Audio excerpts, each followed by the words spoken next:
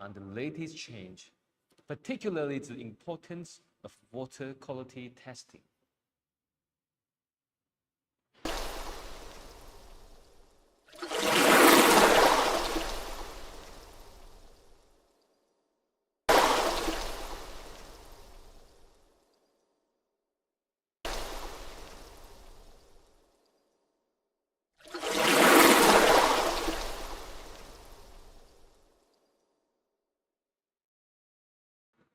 Our company, Chunke, is the first-class reverse osmosis water treatment company from China.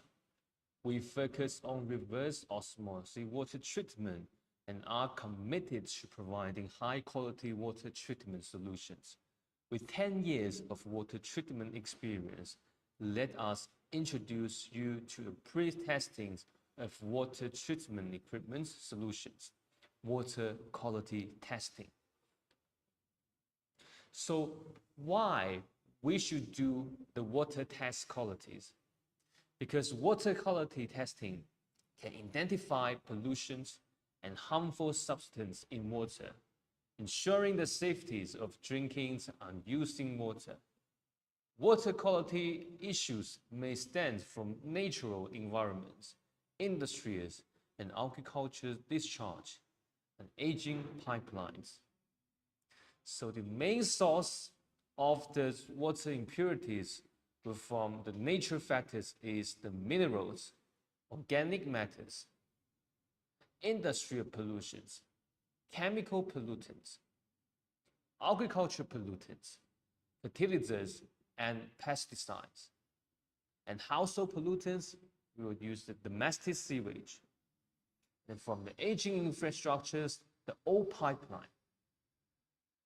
When we have the water quality reports, the following are the common indicators in the water quality report. So the first one will be the colors. The colors reflect the water's appearance, usually caused by organic matters, irons, and manganese. High colors may indicate the presence of organic pollutants or metals, affecting the sensory qualities of drinking and industrial water. And how to check the colors? We usually use the colors methods. The second one is the odors and taste. The odors and taste are sensory indicators used to detect organic chemicals or microbes, contaminations in water.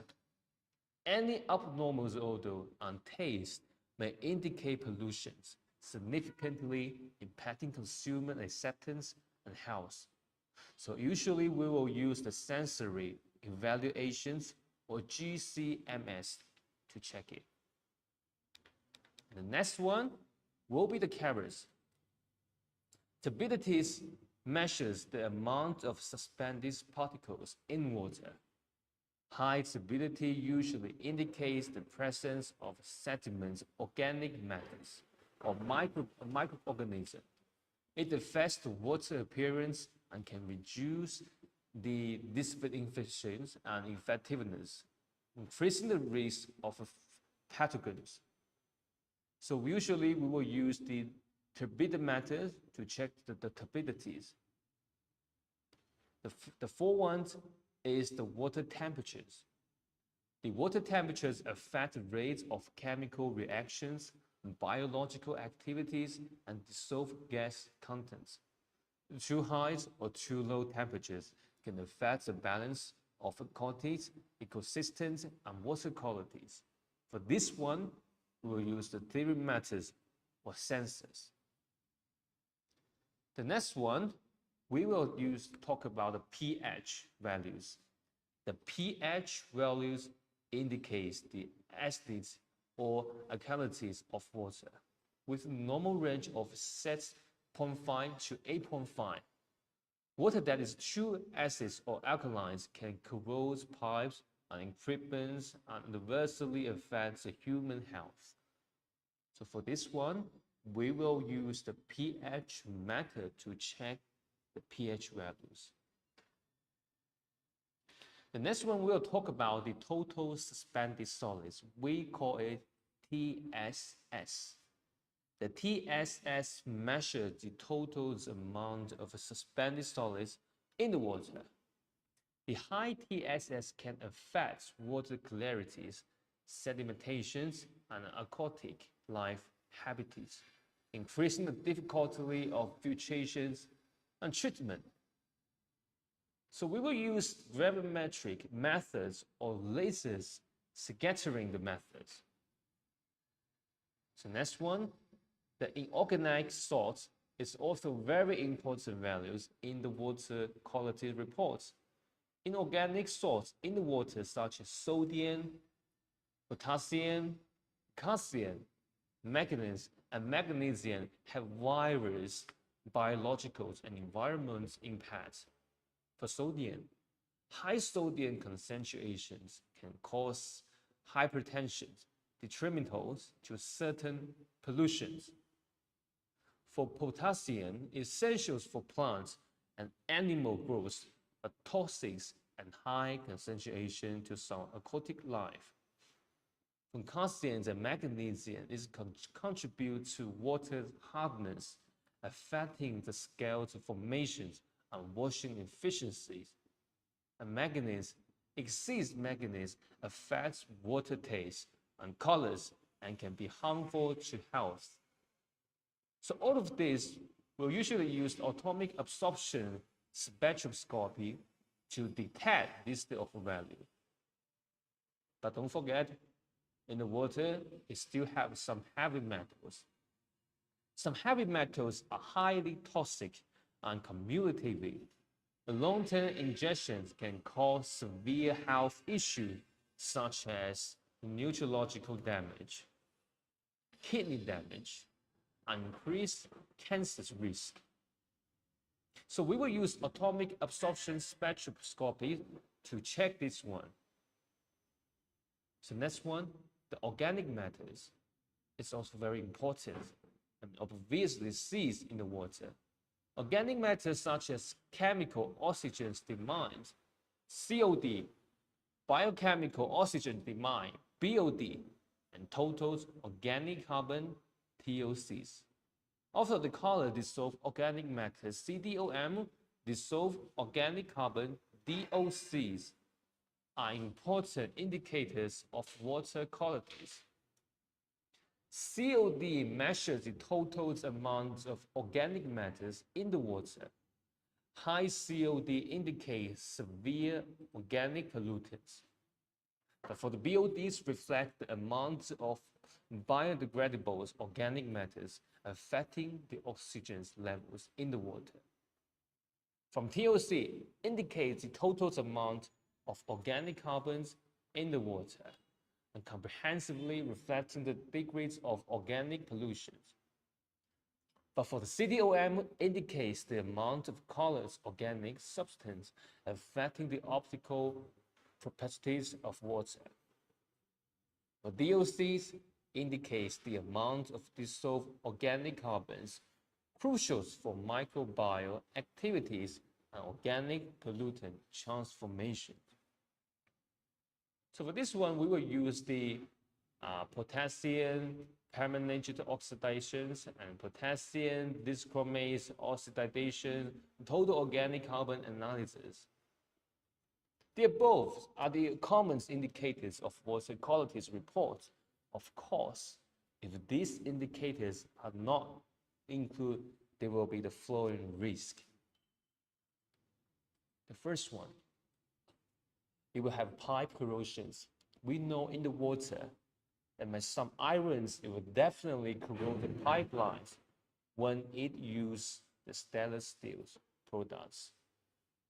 So untreated water may contain high concentrations of minerals and acids or alkaline components, accelerating the corrosions of pipes and facilities, leading to leaks and bursts. So for this one, we always use the adjust water pH and mineral contents regularly, inspect and maintain the pipeline facilities.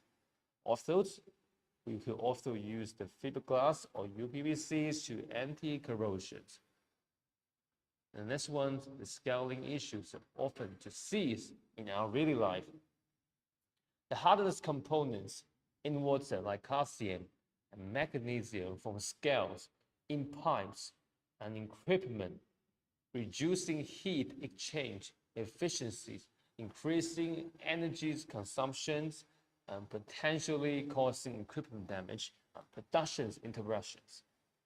So we could use the water softening equipment, regularly clean and descale. If your hardness value is very high, we also consider to use the anti-fouling chemical dosing to reduce these values and protect your reverse osmosis. And then we will analysis of water qualities reports for our real cases. Okay. For this one, you can see that the conductivities and TDS values are relatively high. That means there are more soluble irons in the water. This one can easily corrode the pipes and is not suitable for drinking. The high TDS also mean the salinity of water is still high, so it's not suitable for our drinking. So therefore, we need to equip the reverse osmosis membrane to reduce its conductivities and TDS to achieve clean drinking water level.